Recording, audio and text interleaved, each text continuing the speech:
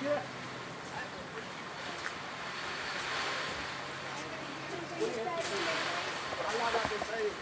I'm drawing in jail, you hear me? When free Keylow though, free the guy, you heard me? On my mom. What about the families? Shit, I don't know. I don't know nothing about no family shit. Do you not care? I don't know what y'all talking about, you heard me? Are you remorseful of anything like that, man? I don't know what you're talking about. Hey, get your put on my face. Come on, man. Any message to your audience, to your family? All I got to say shit. I'm gonna be home soon, you heard me? What do you mean? How do you know? How do you know that? Cause I ain't do shit, you heard me? Shit, I'm just drawing jail, you heard me? I don't know why though. I'm just trying to put me out there though, you heard me?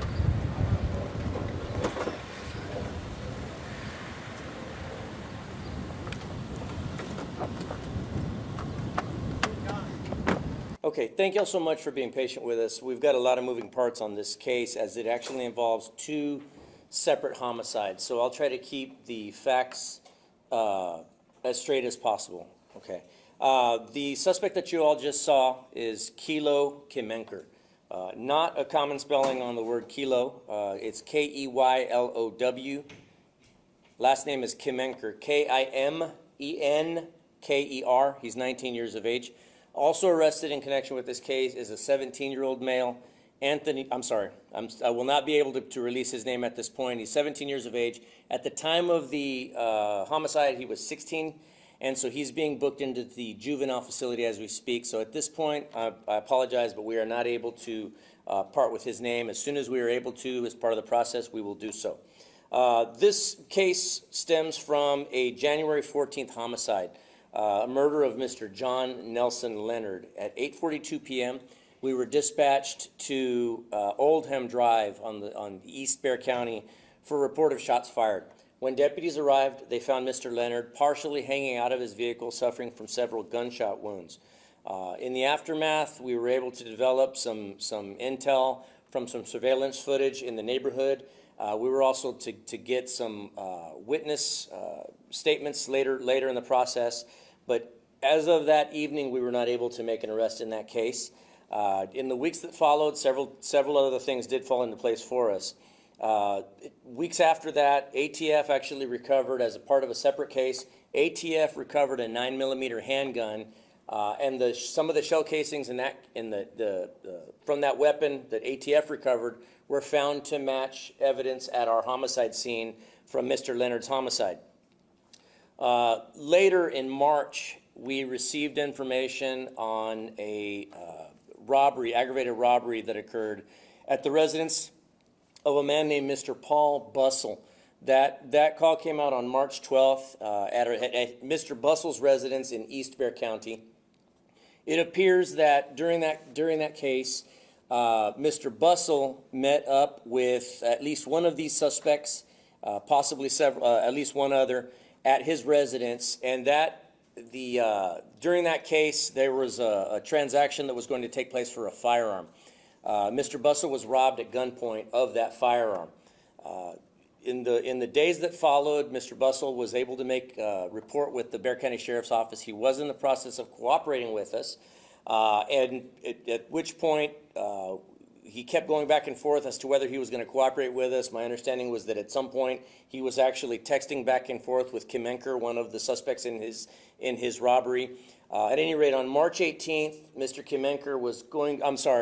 Bussell was actually going to come to the sheriff's office to give a statement with regard to that aggravated assault. However, at around 8:15 a.m. that morning, we received a call to Chipping and Oldham, and Mr. Bussell was found murdered. In fact, he was found to be shot during that incident about 13 times is what the medical examiner's office was able to develop for us. So on that day, we were able to develop information that Keylow Kimenker was a shooter in that case. He was arrested that day, and he has been in the Bexar County jail since then in connection with Bussell's case. Also on that same day, the same 17-year-old male that was arrested today was also arrested on weapons-type charges and narcotics-type charges that day, as well as failure to identify, but he was not arrested necessarily in connection with the murder itself. During that time, our homicide investigators continued to work on the homicide of Mr. Leonard from January, and we believe at this point that Kimenker and the other male were the main shooters or the main suspects in that case. We believe that the motive in the murder of John Nelson Leonard was drug related. In other words, they met with him to purchase drugs from Mr. Leonard. Unbeknownst to Mr. Leonard, it was actually what we call typically a rip. They were ripping him off of the drugs. And at some point, it appears that he may have actually produced a weapon. The victim may have actually produced a weapon because we found him with an empty holster on his hip, but we were not able to recover the weapon. But we do, according to the surveillance footage that we do have, he was shot several times there at the scene. Again, our homicide unit did a great job of continuing to follow up leads. We were also able to get some good tips from the public with information on it, which led us to very recently, within the last couple of days, apply for 2 warrants for capital murder in connection with John Leonard's capital murder. And as I mentioned, we arrested the 17-year-old male earlier today without incident at his home in this same area, East Bexar County. And Kimenker was obviously already in our custody, but he's being re-magistrated on charges of capital murder. And so both suspects are under arrest at this point, but we are not done yet in this case.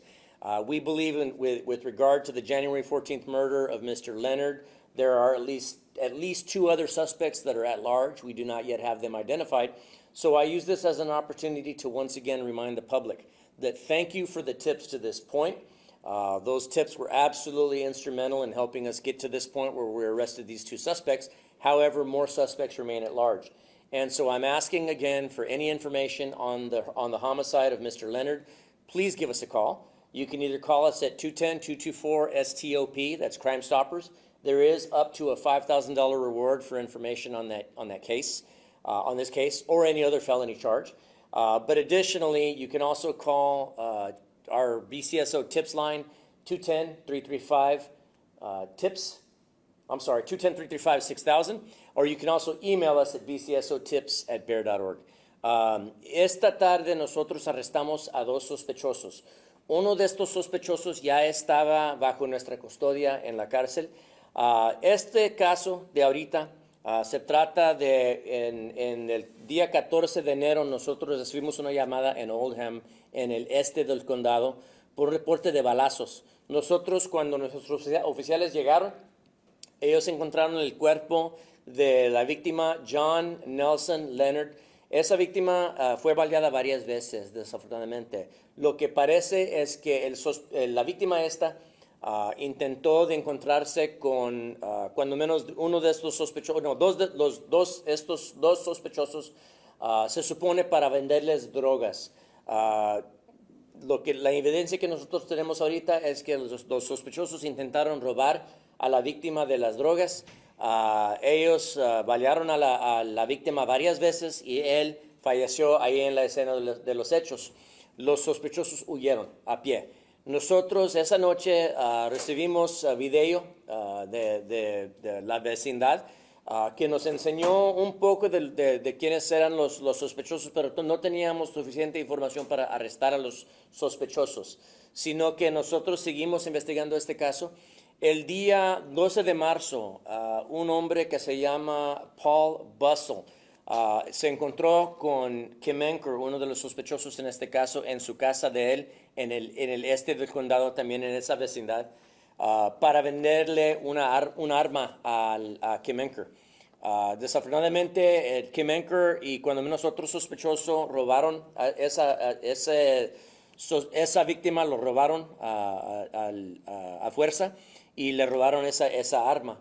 La víctima nos dio la queja, él empezó a hablar con nosotros, nos empezó a dar información, pero también se sabe que él siguió hablando con el sospechoso porque eran amigos.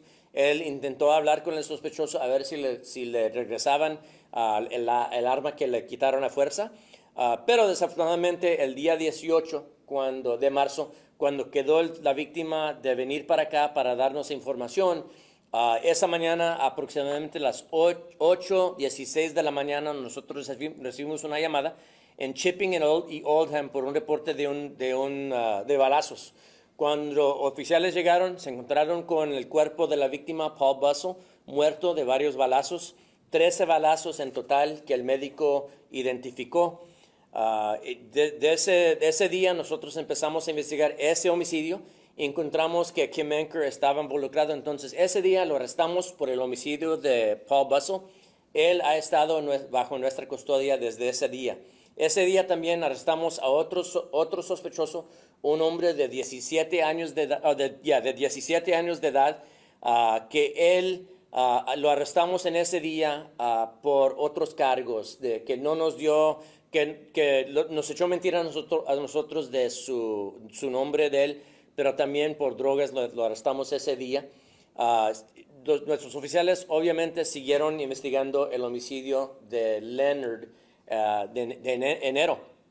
Ya con información que nos llegó del público, nosotros logramos hace unos cuantos días aplicar por órdenes de arresto por Kimenker, que ya estaba en la cárcel, y también por este hombre de 17 años de edad, que ahorita no podemos dar el nombre de él porque era juvenil al tiempo de ese homicidio. Entonces, ahorita tenemos que seguir las leyes como si todavía fuera un juvenil.